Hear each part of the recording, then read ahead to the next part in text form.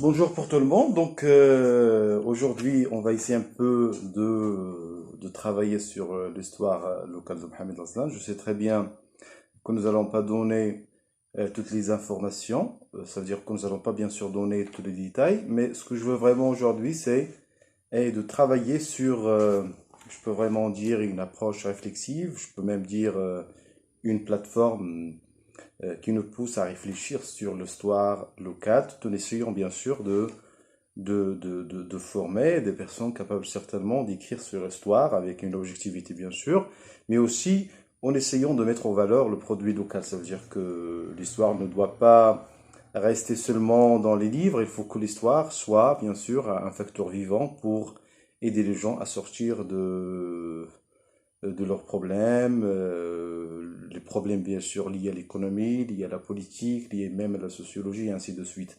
Donc aujourd'hui, pour ne pas tarder sur ce point-là, nous allons essayer un peu de parler de cette relation, je peux vraiment dire cette relation inconsciente entre l'histoire centrale marocaine et notre histoire locale qui est bien sûr le même. Donc on partage les mêmes choses, on a la même identité, on a les mêmes colorations, bien sûr, politiques et même culturelles. Donc, on doit quand même ici un peu de travailler à ce que le tout soit bien enchaîné. Donc, je vais commencer tout d'abord par une petite histoire générale. Normalement, j'aurais voulu travailler sur l'inconscient de l'histoire. Ça veut dire comment, parce que parfois les gens n'arrivent pas à comprendre des choses qui existent maintenant dans leur vie quotidienne. Ils n'arrivent pas à comprendre, ils n'ont pas une vision claire pour comprendre pourquoi agissent-ils de la sorte. Parfois, il y a des comportements incompréhensibles. On se pose la question pourquoi on a fait ça, pourquoi on n'a pas fait ça.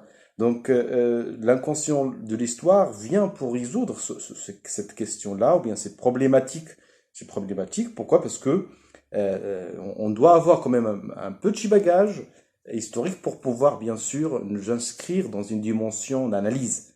Et pour que l'on puisse le faire, il faut quand même que l'on remonte à l'histoire, que l'on remonte non pas à l'histoire, mais que l'on remonte à toutes les méthodes qui ont un petit pouvoir pour nous aider à comprendre une telle ou telle question. Donc je vais tout d'abord commencer par l'histoire de Hamid El-Ghazlan et je vais commencer tout d'abord par les grands points qui ont marqué l'histoire locale. Et bien sûr là, je peux se voir à travers les grandes dynasties marocaines. L'histoire de Mohamed la Gazelle, Ghazlan, donc de temps en temps on change un peu de nomination juste pour un divertissement intellectuel. Donc l'histoire de Mohamed la Gazelle n'est pas le résultat de quelques décennies, donc on ne parle pas seulement de 30 ans, de 40 ans, de 50 ans, de 100 ans. On parle vraiment d'une longue histoire. Donc, Hamid, ce n'est pas seulement un village d'un siècle, de siècles, mais on parle vraiment d'un village qui a été parcouru par l'histoire nationale, à partir bien sûr des rois amazirs, jusqu'à bien sûr la première dynastie Idrisside, avec le premier Idriss, bien sûr venu de Bagdad, surtout de l'Irak. Donc, n'est pas le résultat de quelques décennies, elle est la conséquence très vaste de toute une série de dynasties passant par là. Quand je dis là, c'est la région de Hamid Ghazlan. Et je vais pas dire, je veux pas utiliser tout le temps le village parce que Hamid, Hamid Ghazlan, c'est vrai que quand on voit le village, on dit c'est un village parce que il a été malheureusement marginalisé par la politique locale et même par une certaine malveillance de l'autre qui peut se trouver partout dans le Maroc. Mais je parle surtout des quelques directions, mais il mérite, le village mérite d'avoir une nomination grandiose. C'est pour cette raison-là que j'aimerais bien utiliser la région ou même le site, parce que ça donne au village un respect et un aspect respectable. Et normalement, si on connaît très bien la région, sa relation avec l'État central actuel et tout, on comprendrait qu'il s'agit vraiment d'un village qui doit avoir une importance. Ce que l'on veut, il doit avoir une importance parce que vraiment, il y a le mérite et il y a toute l'histoire derrière. Nous pouvons débuter par la dynastie Idrisside. qui avait laissé tout un héritage politique et social. La question se voyait à travers les princes idrissides, donc on sait très bien l'histoire des Idrissides à Fès, mais on sait très bien que la région a reçu plusieurs princes qui ont été obligés de partir parce qu'il y avait des menaces, soit du côté des Juifs, bien sûr utilisés par des sultans et par des autres princes, soit par les autres princes, bien sûr, avec qui les princes idrissides, bien sûr, combattaient le pouvoir. Se voyait à travers les princes idrissides qui ont fui, bien sûr, qui ont fui la guerre, l'ébaucherie, la tuerie, donc ils étaient là parmi la population locale de Mohammed al-Ghazlan. On parle maintenant, on parle à cette période-là, on parle le 8e et le 9e siècle, seront donc un champ de guerre par excellence autour de la cause du pouvoir qui dominera, était la question qui se posait toujours et dans tous les coins du royaume marocain, encore fragile et encore débutant. Quand je parle de la dynastie idrisside, je parle vraiment de la première dynastie marocaine, ayant une forme bien sûr arabe ou arabisé. Il y avait bien sûr la coalition avec les Amazirs du Maroc, qui ont été un fondement très fort pour, bien sûr, la prospérité de cette dynastie. La grande mère des Idrissides était certainement une Amazir, donc la personnalité le premier Idriss était conscient, bien sûr, de l'importance des Amazirs à cette époque-là, et lui, Tuchon, ne pouvait rien faire face au pouvoir, face à la politique, s'il ne revient pas, bien sûr, à l'aide des Amazirs, bien à travers la branche de Chamer. Donc les princes idrissides se trouveront dans une situation critique devant la nouvelle position. Ils ne sont plus forts comme auparavant. Donc en arrivant ici, à Mohammed al-Ghazlan, à la région de Mohammed al-Ghazlan, donc les situations ne sont plus les mêmes.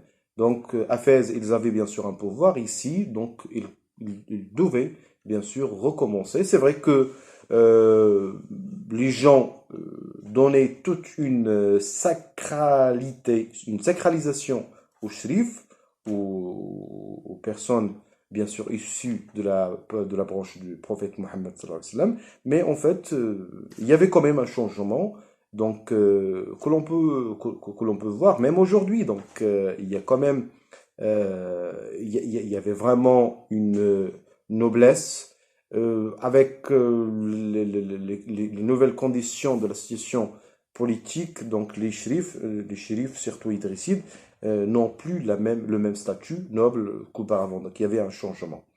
Ils devaient obéir au nouvel ordre tout en acceptant des concessions et tout en acceptant aussi des défaites symboliques et même morales.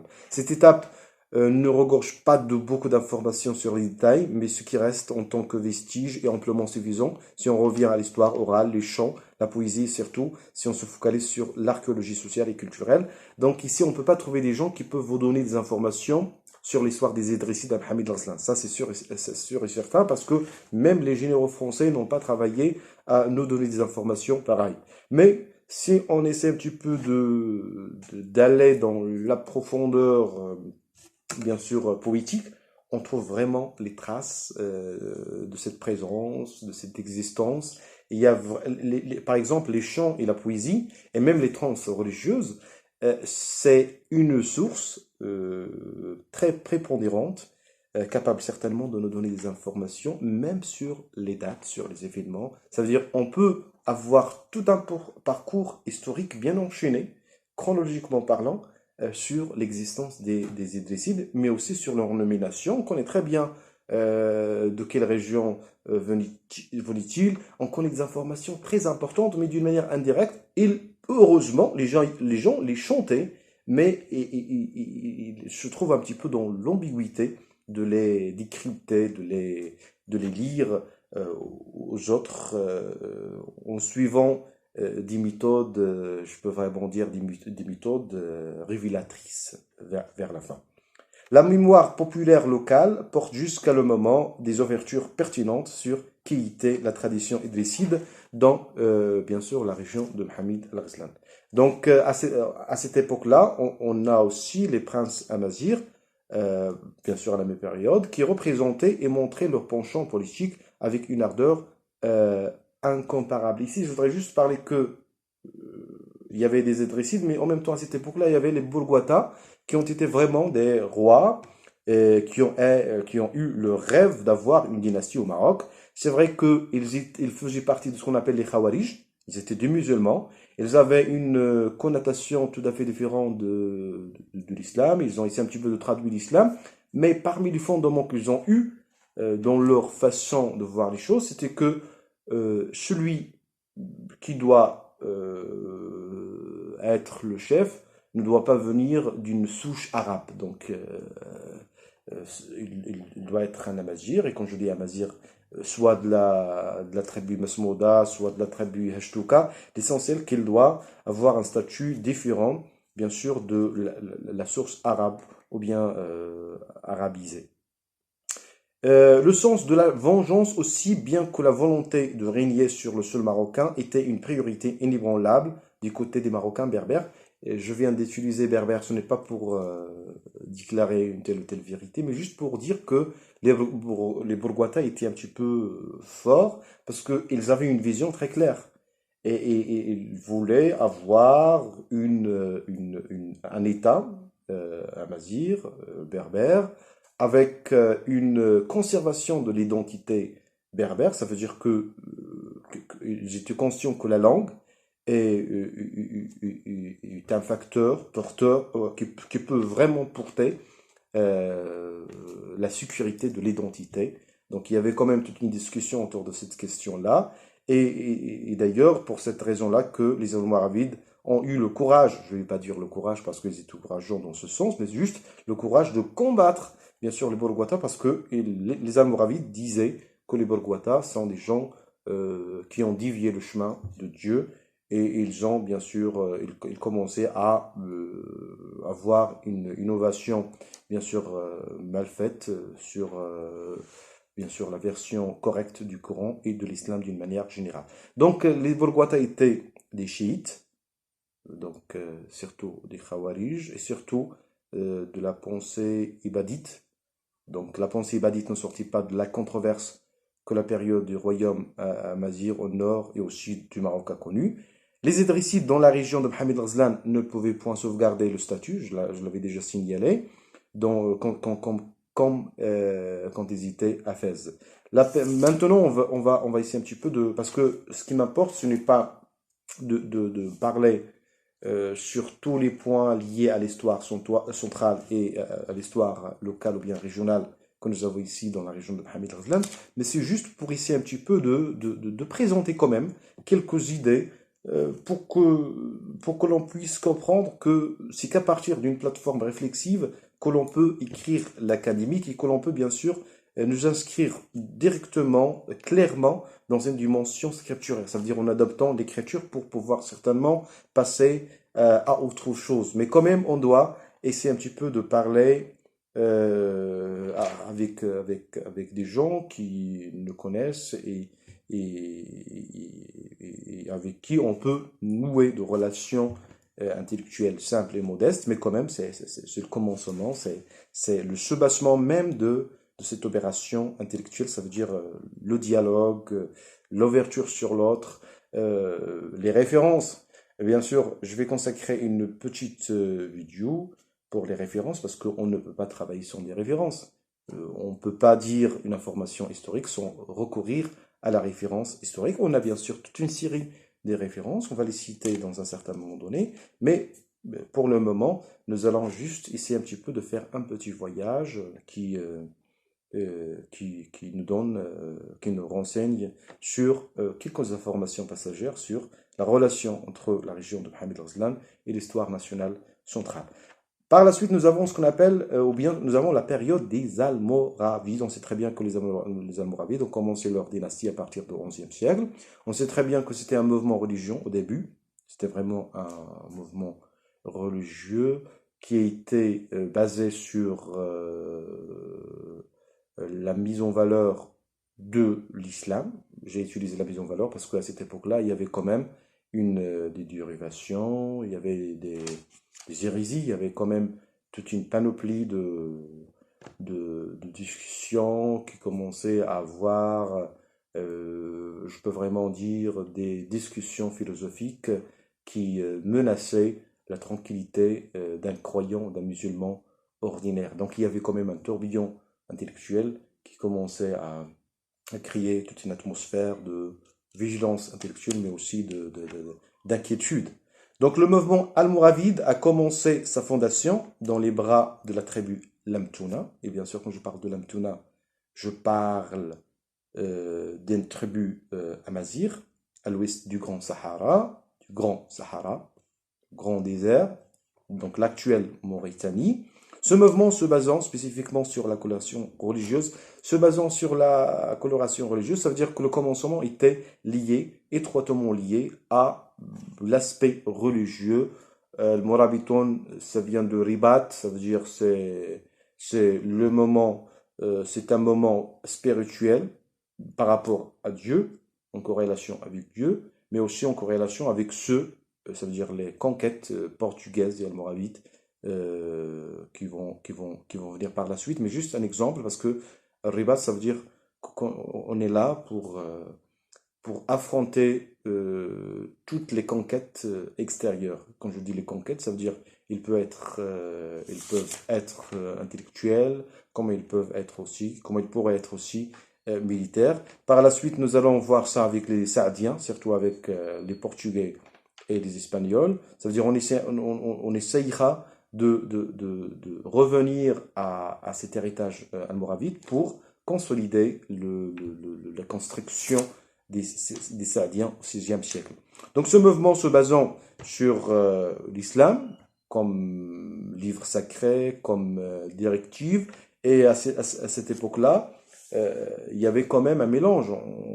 On n'a pas le droit de dire que tous les Almoravides étaient bien sûr berbères ou amazirs, parce que Mourad el-Hadrami, un yéménite, donc dans la région d'Azougi, en Mauritanie, était parmi les fondateurs. Donc il était vraiment un chef spirituel, un chef qui connaissait très bien la question islamique et musulmane, et c'était vraiment une référence pour le mouvement.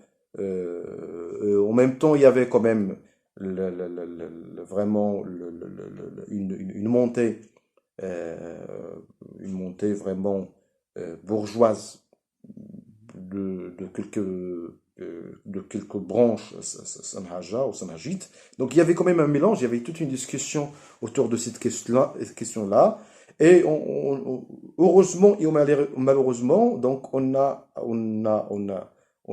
eu une certaine volonté de pousser les branches amazigh bien sûr à devenir vraiment une caste qui a un pouvoir, qui a bien sûr un rôle à jouer dans les années à venir. Donc par la suite, on va parler un petit peu de Abdullah ibn Yassin, parce que même les gens ici le connaissaient très bien, tout le monde le connaît parce qu'on est au Maroc, mais quand même Abdullah ibn Yassin, pour les gens de Mohammed, ce n'est pas que comme on dit, un leader politique, mais il représentait vraiment un chef spirituel. Et les Almoravides ici, quand Golo, on dit en arabe Marabat, on ne comprenait pas qu'est-ce que c'est que Marabat. D'ailleurs, il y a un chercheur français qui a essayé un petit peu de donner toutes les significations que ce Marabat peut avoir. En Algérie, le Marabat c'est Shrif. Ici, ce n'est pas le Shrif, mais en fait, il y a une histoire que l'on peut avoir autour de ce concept, parce que vraiment, il s'agit vraiment d'un concept très intéressant. Le Marabat, c'est un concept très important car il nous fournit des informations multiples et même diverses sur le statut politique, le statut religieux, le statut social et ainsi de suite. Donc chaque région avait sa propre particularité et sa propre façon de voir les choses. Donc le premier prince de cette dynastie sera Yahya ben Omar. Yahya ben Omar, c'est le premier chef de cette dynastie. Donc, il est issu de la tribu Lamtouna. Ce dernier n'échappera pas à une défaite contre la tribu Gdala, la forteresse de Azoghi. Par une nouvelle période, après la mort, bien sûr, de Yahya ibn Omar, c'est son frère, Abu Bakr ibn Omar, qui prendra la place de son frère en 450 de l'Hégire. Le chef spirituel, Abdullah ibn Yassin, bien sûr, était décidé après avoir été grièvement blessé durant cette bataille. Donc les Almoravides seront appelés à se regrouper autour de la personnalité de Abu Bakr, considéré dorénavant comme chef religieux, politique, militaire de la confédération des Sanhaja. Donc les Almoravides étaient le regroupement des Gdala, des Lamta, des Lamtuna, mais les Sanhaja étaient vraiment le noyau de cette confédération. Donc les Sanhaja sont de guerriers farouches, des guerriers forts, et jusqu'à le moment, même dans la région de Mohammed Arslan ou même dans la région de Rachidia, on trouve les traces ethniques des Sanhaja dans les Aït Rabash et une grande partie de la confédération des Aït Atta que nous allons bien sûr voir au niveau du 6e siècle, 17e siècle, se retrouve avec le personnage, bien sûr, personnage spirituel et soufi, Dada Atta. Les traces de la dynastie existent encore sur le site de Tidri. En fait, à travers la mémoire ou la tradition orale, les princes almoravides ont construit des palais, des forteresses dans la région de Tidri. Donc la région de Tidri se trouve à côté du petit patelin de Rgabi. Donc un patelin, en fait, pas loin du centre de Mohammed Arslan.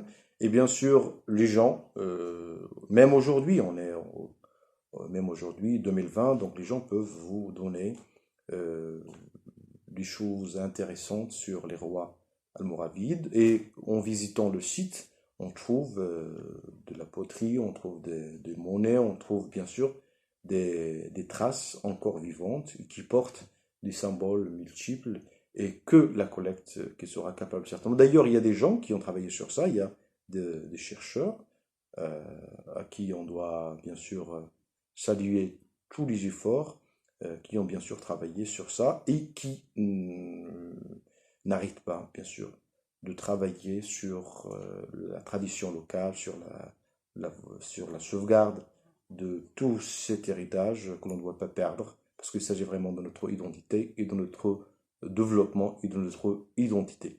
Donc la population locale de Mohammed Arslan utilise encore le protocole almoravide dans différents domaines, code vestimentaire, nourriture, mariage, les trans religieuses aussi, et d'autres. Donc il y a vraiment toute une série de données sur ça. Et bien sûr,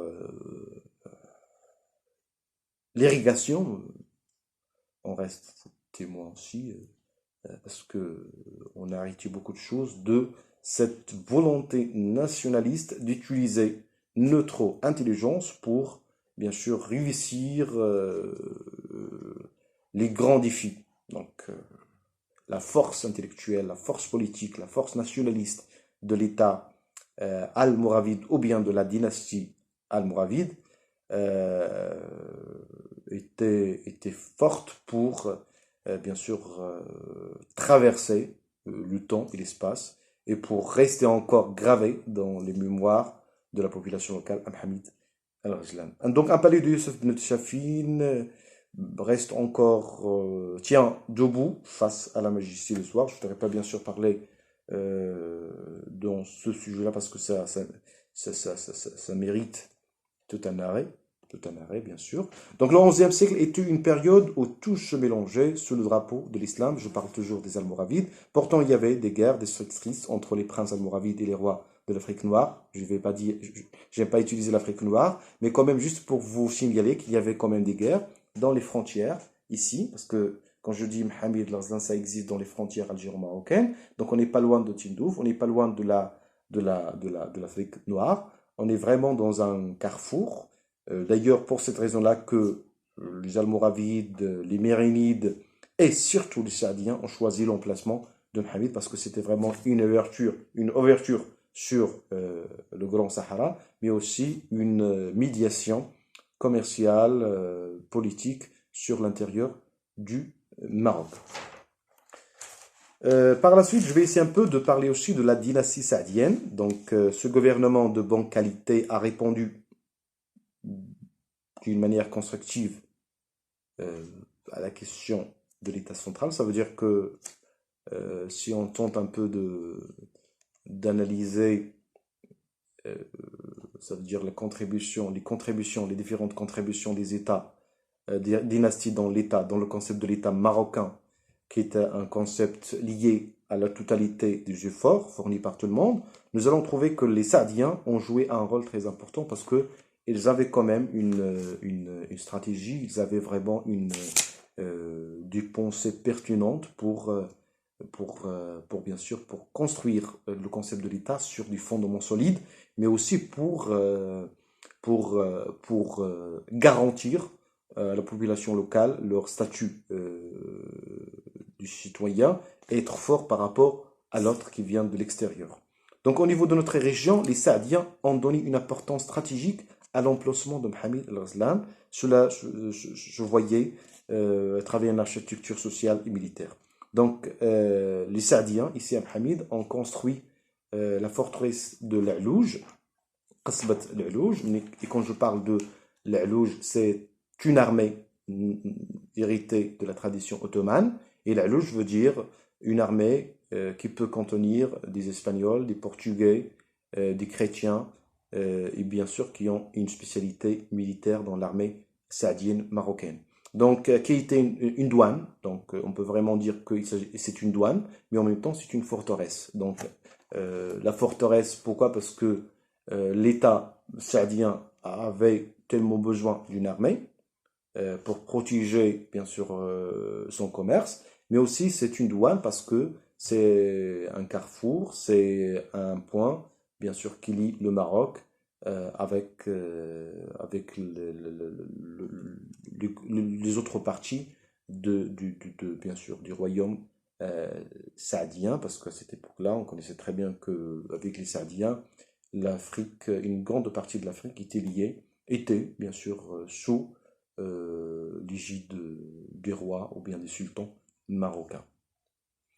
Euh, Moulay Ahmed al-Mansour en 1591 a bouleversé le commerce transsaharien au profit du Maghreb extrême. Donc, auparavant, avec les Mérinides, avec les Ouattassides, avec même les Almoravides et les Almohades, donc la région de Mohammed al-Ghazlan était un petit peu délaissée. Mais avec le Moulay Ahmed al-Mansour, à partir de 1591, on commençait bien sûr à donner une importance importante à l'emplacement de Mohammed, mais aussi à la population locale de Mohammed. Donc, ces voyages, ça veut dire Moulay Ahmed al-Mansour, ces voyages et ces conquêtes touchaient la zone sahélo-soudanaise et ses richesses en or et en esclaves. Le convoi sultanien délimitera la région de Touat à partir de 1681. Donc, on peut vraiment dire qu'il s'agit d'une relation historique entre le Maroc et l'Afrique, mais toujours avec cette volonté, parce que je ne suis pas en train de présenter des événements, bien sûr, historiques, mais je suis en train de construire un concept réflexif sur l'histoire de Mohammed al-Ghazlan d'une manière générale. Mohammed al-Ghazlan a joué un rôle médiateur entre l'intérieur marocain et son extérieur. À Mohammed, les Juifs connaissaient une grande prospérité grâce à la sécurité que les pouvoirs saadiens ont pu garantir. Donc, au niveau de la forteresse de l'Alouj, Qasbat l'Alouj, euh, les, les Juifs frappaient la monnaie, mais aussi, bien sûr, contrôlaient les transactions économiques et commerciales. Et c'est eux, bien sûr, qui étaient tout le temps des responsables des convois sultaniens. Ça veut dire le sultan donnait son capital aux juifs bien sûr, pour les commercialiser. Moi aussi, le sultan savait très bien que les juifs étaient intelligents en la matière. Donc, quand je dis un juif à Cité Port-Claire, je parle vraiment de l'intelligence, je parle aussi de la ruse, mais surtout de la ruse bénéfique pour, bien sûr, le commerce sultanien. La présence adienne à notre village est corrélative à l'identité locale en fonction de la langue parlée et la diversité culturelle et ethnique, et surtout à travers le sophisme nomade. Je ne peux pas, bien sûr, parler de la question de l'identité, c'est une question très vaste, parce qu'aujourd'hui, on a de nouvelles apparitions, soit ethniques, soit culturelles, mais je parle surtout de culturelles, parce que les ethnies étaient là. Donc les ethnies, il n'y avait pas un grand changement, il n'y avait pas un changement, il y avait tout le temps les mêmes ethnies, les mêmes... mais il y avait vraiment un changement au niveau de la culture. Pourquoi? Parce qu'il y avait le voyage, il y avait aussi le nomadisme. Donc le nomadisme a changé les modes, a changé les mentalités, a changé même l'esprit de la guerre, surtout avant l'arrivée des Français, surtout avec, en parlant de la période de la colonisation. Donc aujourd'hui, j'avais essayé juste de parler sur quelques points liés à l'histoire locale, mais bien sûr, par la suite, on peut parler avec un détail détaillé et avec des dates précises et concises sur la relation que l'on peut établir, bien qu'elle ait été déjà établie entre l'histoire locale marocaine et l'histoire centrale marocaine. Merci beaucoup.